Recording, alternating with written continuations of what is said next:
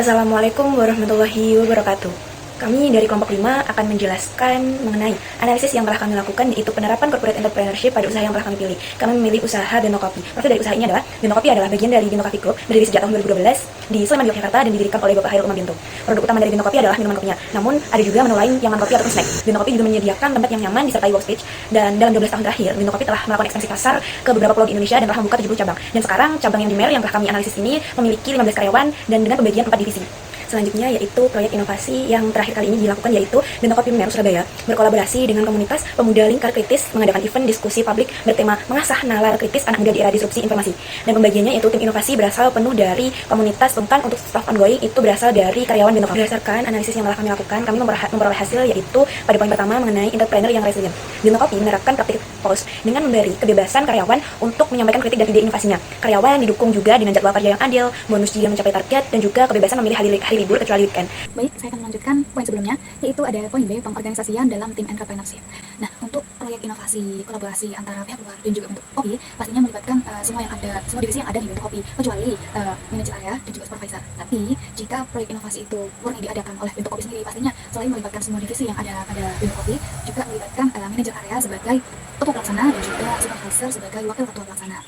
Selanjutnya ada poin C, yaitu menciptakan atmosfer positif dalam tim inovasi. Nah, suasana kerja yang positif ini itu tidak lepas dari peran seorang positif energizer. Nah, positif energizer di sini itu adalah supervisor itu sendiri. Nah, supervisor di sini itu mempunyai tugas untuk memberikan semangat, kemudian memberikan dukungan, memastikan kondisi kerja mereka ini kayak hari ini aman atau enggak, atau mungkin butuh bantuan gitu. Serta tidak lupa memperhatikan kesehatan mereka, memperhatikan juga apakah mereka ini dalam kondisi yang baik atau tidak. Nah, hal itu kan tentu saja semata-mata untuk menciptakan lingkungan kerja yang memang nyaman serta kondusif dalam sebuah tim. Berikutnya ada poin D, yaitu negosiasi dalam entrepreneurship. Tim inovasi yang terjadi dalam bentuk kopi ini itu dilakukan oleh tim inovasi yang ada pada pihak pusat. Nah, jika maksudnya tim pusat ini memiliki ide atau mungkin inovasi-inovasi baru, pastinya mereka akan mendiskusikan hal ini itu kepada pihak pusat lainnya. Apakah ide ini tuh layak atau mungkin memberikan kemajuan yang signifikan kepada perusahaan, terus apakah mensejahterakan karyawannya. Jika hal ini memiliki banyak sekali manfaat, maka ya inovasi tersebut akan dijalankan dan akan disebutkan ke franchise. Nah, dalam hal ini itu istilahnya negosiasi ini tuh masuk ke dalam interest based, di mana mereka mengambil istilahnya jalan tengah dan juga kesepakatan dari beberapa pihak yang ada di sana. Berikutnya ada poin E, yaitu kepemimpinan budaya entrepreneurial. Jadi dalam wawancara kita sebelumnya, pemimpin yang kita maksud itu adalah narasumber atau supervisor dari Bento Kopi sendiri. Nah, dalam melakukan tugasnya itu, supervisor ini tuh menerapkan kepemimpinan dengan gaya otoriter, sehingga dikategorikan menggunakan pendekatan mainstream exploitation.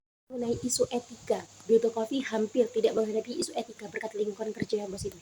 Kendala kecil seperti kurangnya komunikasi, misalnya kesalahan pemesanan, hal ini dapat diselesaikan secara profesional untuk menjaga kepuasan pelanggan. Selanjutnya yaitu mengenai aktivitas entrepreneurship. Proyek inovasi bersama pemuda lingkar kritis melibatkan pembagian tugas yang jelas antara komunitas dan karyawan Bento Coffee. Komunitas mengelola acara, sementara Bento Coffee menyediakan venue dan tim operasional.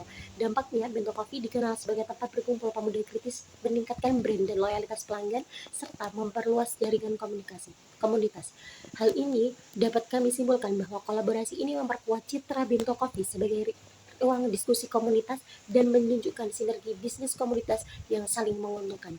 Dari sini kami memberikan saran diadakannya briefing harian untuk evaluasi kesalahan dan juga memanfaatkan media sosial untuk promosi dan memperkuat branding.